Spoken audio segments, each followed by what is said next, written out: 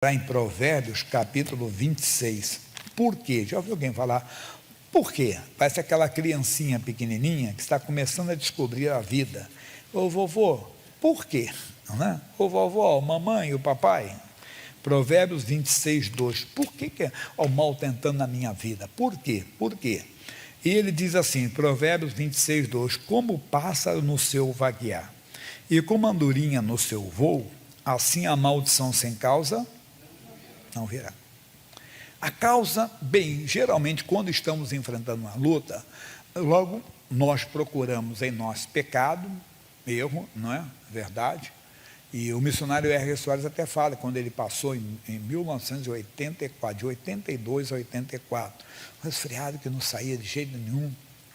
E a causa, que tinha causa científica, a pessoa fala, falta disso, falta de vitamina tal, alergia, não sei o quê, papai, ele foi. Então ele foi e teve aquele livro, O Nome de Jesus, numa posse da bênção, que ele escreveu depois, foi como ele aprendeu a tomar posse da bênção, que é na determinação. Mas ele falava que, às vezes, ele até criava pecado. O que cria pecado? Deus, se tem algum pecado que eu não confessei, então só me perdoa.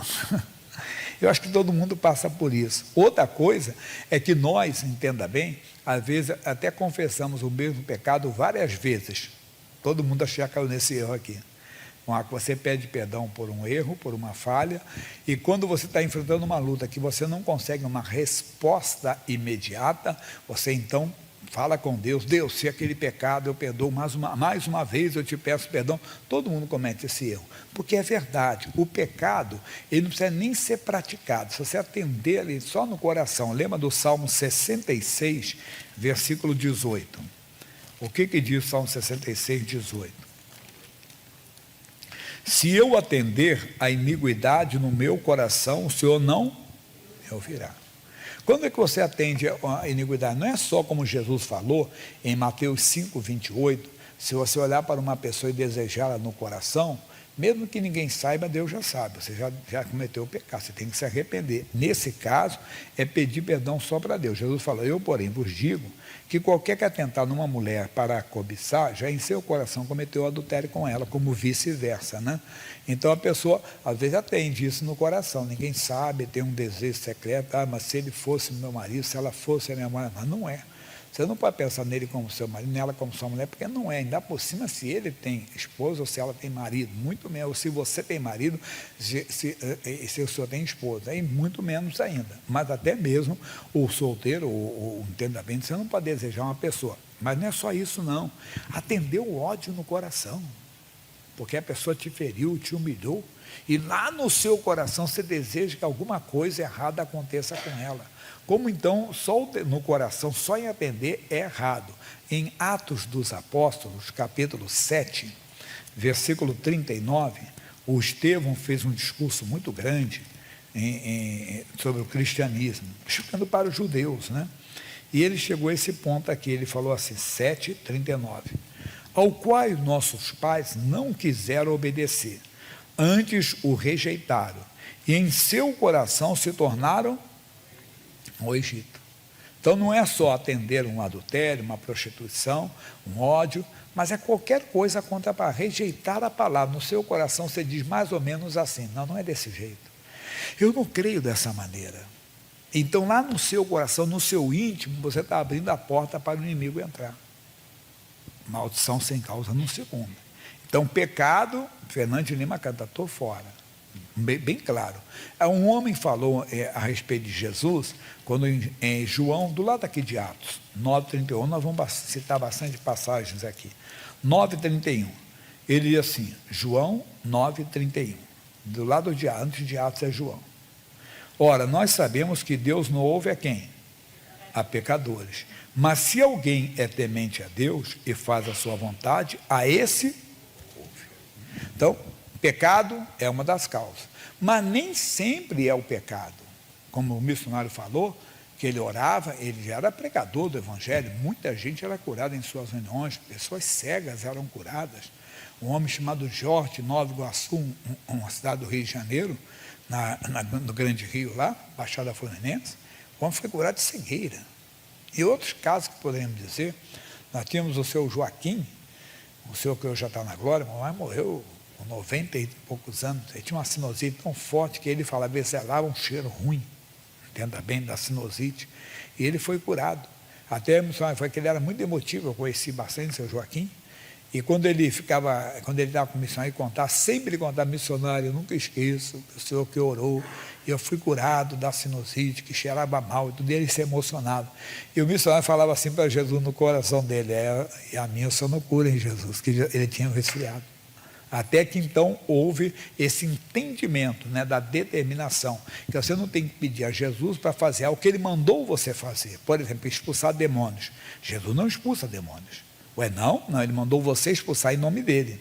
Ele passou a procuração, os sinais seguirão os que crerem, meu nome expulsarão demônios. Então você está pedindo, Jesus tira esse demônio, demônio não vai funcionar. Mas o que é isso então? Oséias, o profeta, depois de Daniel, é Oséias, né?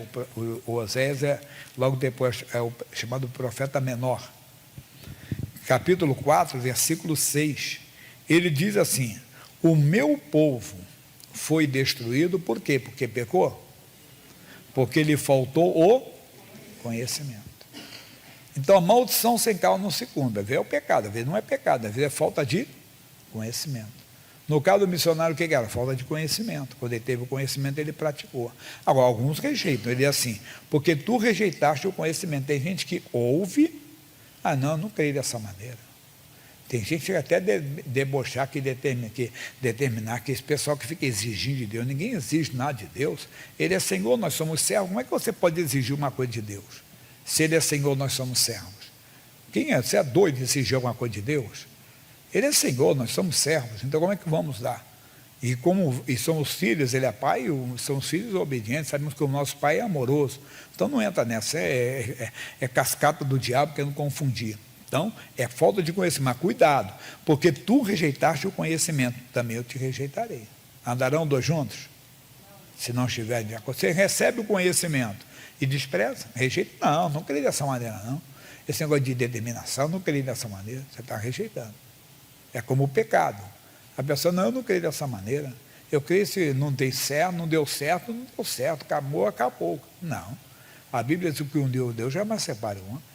Deus abriu exceção quando não há arrependimento, que foi infidelidade, porque é pecado de morte, salário do pecado é a morte, é pecado de morte, aí a pessoa é outra coisa, mas tudo mais profundo para outra ocasião.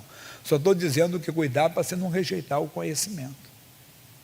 Como uma pessoa que às vezes cisma, tem uma tentação diabólica na vida dele e começa a aceitar, entenda bem, não, Deus aceita toda forma de amor, mas o que é amor? Amor é obediência à palavra.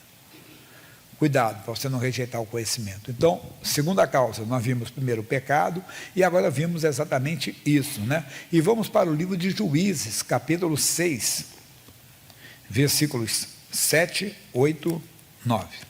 Que já dá para resolver bem rapidinho. Juízes, capítulo 6, 7, 8, até o 10, resolve tudo. E ele diz no 6, assim Israel empobreceu muito pela presença dos midianitas, um povo que veio com os amalequitas, o povo do Oriente, e humilharam Israel. Eles plantavam, acabavam com a plantação, não deixava nada. Eles empobreceram muito com essa opressão, foram 7 anos. Ele diz assim, então os filhos de Israel clamaram ao Senhor, então eles resolveram. Tem gente que quer resolver do jeito deles, não funciona. Eles tentaram resolver do jeito deles. Fizeram cavernas, fizeram covas, não funcionava. Tentavam esconder, não funcionava. E sucedeu que, clamando os filhos de Israel ao Senhor por causa dos midianitas, e enviou o Senhor um profeta aos filhos de Israel, que lhes disse, assim diz o Senhor Deus de Israel, do Egito eu vos fiz subir, e vos tirei da casa da servidão, e vos livrei da mão dos egípcios, e da mão de todos quanto vos oprimiam, e os expeli de diante de vós, e a vós dei a sua terra. E eu disse, eu sou o Senhor vosso Deus, não temais aos deuses amorreus em cuja terra habitais, mas não destes ouvidos a minha voz. Terceira coisa, o que não dar ouvido à voz de Deus. Quando você não dá ouvido, você teme. O medo é uma porta aberta para o diabo entrar. Não dê ouvido ao diabo, mas dê ouvido ao Senhor. Não temas, porque eu sou contigo. Oh, pessoal, israelitas, vocês saíram do Egito, estão chegando nessa terra, aqui existem os deuses dos amorreus, são deuses cruéis, deuses que fazem são poderosos, são fortes. Eles deveriam dar uma risada. Vocês têm que conhecer o Deus dos hebreus. Esse é o Deus verdadeiro, é o único, outro não é Deus não. Mas não, eles temeram, como nós tememos. Às vezes os deuses da feitiçaria, da bruxaria, que não são deuses. Não temos que temer. Não temos que temer o Deus, entenda bem, do Covid, claro, temos, como eu falei, tomar um cuidado. Mas não temos que temer o Deus da morte, nosso Deus é muito mais. Ele disse, ele é a vida. É uma coisa profunda isso aqui. Medo, fecha essa porta. Quando é que a pessoa tem medo? Quando ela não ouve a voz da palavra de Deus. Antídoto para você, entenda bem, não ter medo, ouvir. Provérbios 1,33. Para você ouvir a voz de Deus. Para não ter medo. Vamos dizer, o antídoto para não ter medo. Provérbios 1,33. Mas o que me der ouvidos, habitará como? Seguramente estará descansado ou livre do temor do mal. Pronto. Eles tinham que dar ouvidos. Porque ele disse, olha, não temais o Deus dos amorreus em cuja terra habitais. Pessoal israelita, os deuses dos amorreus são cruéis. Não, o nosso Deus vai dizer, para não temermos esse Deus, nós não vamos temer. Maior é o que está conosco. Nós hoje temos muito mais informações ainda. Se Deus é por nós, pode ser o Deus, entenda bem, de qualquer nação. Não vamos ter medo. Fica com essa mensagem aí. Esse é o terceiro. Agora tem mais casos, pessoal, umas causas, né? Que podemos dizer a dúvida. Tiago falou, eu só vou citar agora que não dá tempo de ler tudo. Tiago capítulo 1, versículo 6. Olha comigo. Tiago 1, 6. Porém pensa com fé, não duvidando, porque o que duvida é semelhante à onda do mar, que é levada pelo vento e lançada de uma parte para a outra. 7. E diz, não pensa homem que receberá do céu alguma coisa. Não. Quarto motivo, dúvida. Tira. A dúvida, entenda bem, é a incerteza. Se não tem se. Mas se Deus não operar, já está duvidando. E se não der certo, não vai dar. Um homem recebeu uma missão do Senhor, ele falou, mas Senhor, se... Não, se não, você acabou de fracassar já. Se é dúvida, não. Quando Deus fala, é pronto. Mas se não der certo isso aqui, não. Vai em cima do que Deus falou. Então vimos 4 coisas, vamos repetir então, pessoal: pecado, falta de conhecimento, medo e agora dúvida. E vamos para a quinta coisa, o que é? Marcos capítulo 9, versículo 23. E disse-lhe, se tu podes crer, tudo é possível ao crer. Então, se não estamos conseguindo algo, também existe em nós o quê? Incredulidade. E isso aí, você desculpe, eu vejo principalmente nos homens santos, nas mulheres santas, o povo de Deus, aquele povo que é de Deus, aquele povo que ora, que busca a Deus, que não vive em pecado, aquele povo que conhece Deus, sabe que Deus é verdadeiro, Deus é poderoso, entenda, mas ele não consegue crer, não consegue crer. O homem então responde para Jesus assim, e logo o pai do menino clamando com lágrimas, se eu creio, Senhor, ajuda o quê?